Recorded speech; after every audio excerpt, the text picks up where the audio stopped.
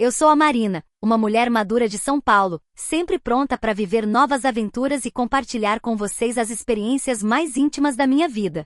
Desde jovem acredito que a vida é uma viagem cheia de surpresas, de momentos inesperados que nos desafiam, nos transformam e nos fazem crescer. Às vezes esses momentos são bons, outras vezes são dolorosos, mas todos eles nos moldam e nos marcam de alguma forma. Deixem-me apresentar as pessoas que têm um papel importante nessa história. Primeiro, meu marido, o Eduardo, um homem honesto e trabalhador, sempre dedicado à família e ao emprego. Ele é uma pessoa admirável, e apesar de às vezes parecer perdido no próprio mundo, como se vivesse numa bolha à parte, sua bondade é inquestionável. Durante muitos anos ele foi meu porto seguro, a pessoa em quem eu confiava para me apoiar quando tudo na minha vida parecia incerto. Eu o amo profundamente, mas com o tempo nosso relacionamento ficou meio monótono. A faísca que tínhamos no começo foi se apagando. E embora ainda nos amássemos, o entusiasmo e a conexão emocional de antes pareciam cada dia mais distantes.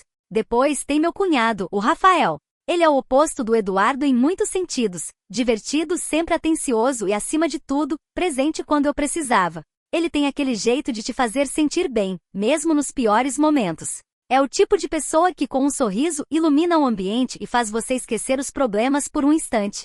A gentileza e a atenção constante dele, junto com o fato de ser irmão do meu marido, tornam essa história muito mais complicada. Tudo começou numa tarde de sábado, numa festa de família para comemorar o aniversário do Rafael. Estávamos todos na casa dos meus sogros, no interior de São Paulo, com música, comida gostosa e um clima cheio de risadas. Eu estava conversando com umas amigas quando, de repente, percebi algo diferente no olhar do Rafael. O jeito que ele me olhava não era o de sempre. Tinha algo a mais por trás daqueles olhos amigáveis. No começo achei que era coisa da minha cabeça, mas conforme a tarde passava, aquela sensação ficava cada vez mais forte. Cada vez que nossos olhares se cruzavam, eu sentia um frio na barriga, uma coisa que fazia tempo que não sentia.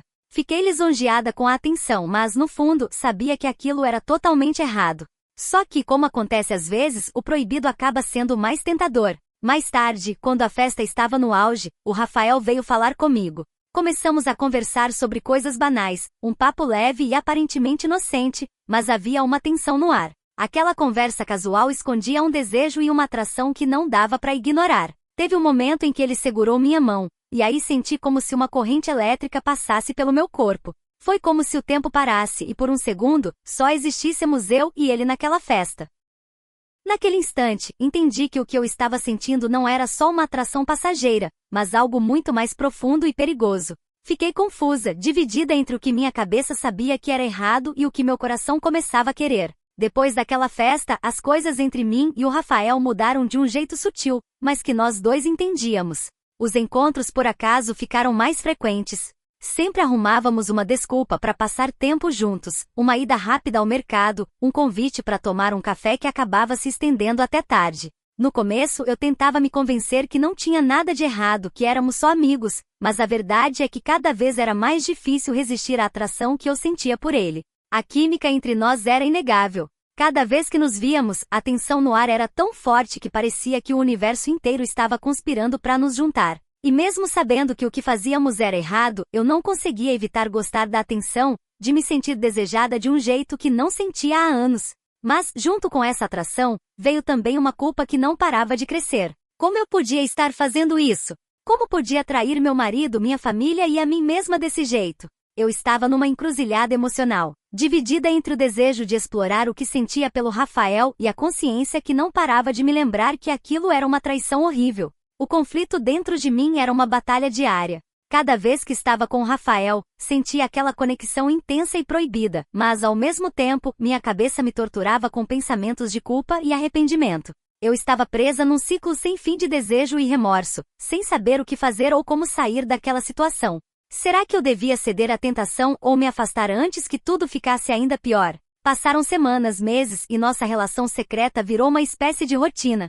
O Rafael vinha em casa quando o Eduardo estava no trabalho, e esses momentos juntos eram algo que nós dois esperávamos com ansiedade.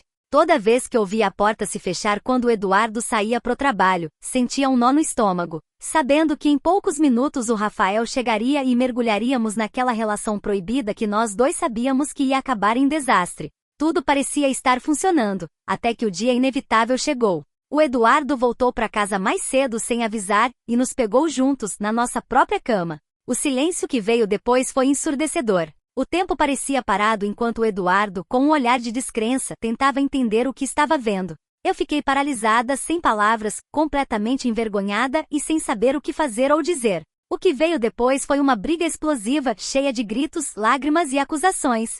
O Eduardo, devastado pela traição, perdeu o controle e partiu para cima do irmão. O quarto virou um caos de violência e berros, enquanto eu ficava ali, petrificada, sem conseguir parar a confusão. Foi um momento horrível, que eu queria poder apagar da minha memória para sempre. O Rafael saiu em silêncio, deixando eu e o Eduardo sozinhos, enfrentando o estrago que tínhamos causado. Minha relação com o Eduardo estava destruída, quebrada de um jeito que não tinha conserto. Ele me pediu para arrumar minhas coisas e sair de casa, e mesmo que eu implorasse por uma segunda chance, ele não estava disposto a me perdoar. Saí de casa sabendo que tinha destruído tudo que amava, tudo que um dia foi importante para mim. A dor e o arrependimento eram insuportáveis, e me vi presa num ciclo sem fim de culpa e solidão. Eu tinha arruinado minha vida, e não tinha como voltar atrás. Agora, enquanto tento reconstruir minha vida, percebo que minhas escolhas deixaram uma marca que nunca vai apagar nas pessoas que eu mais amava.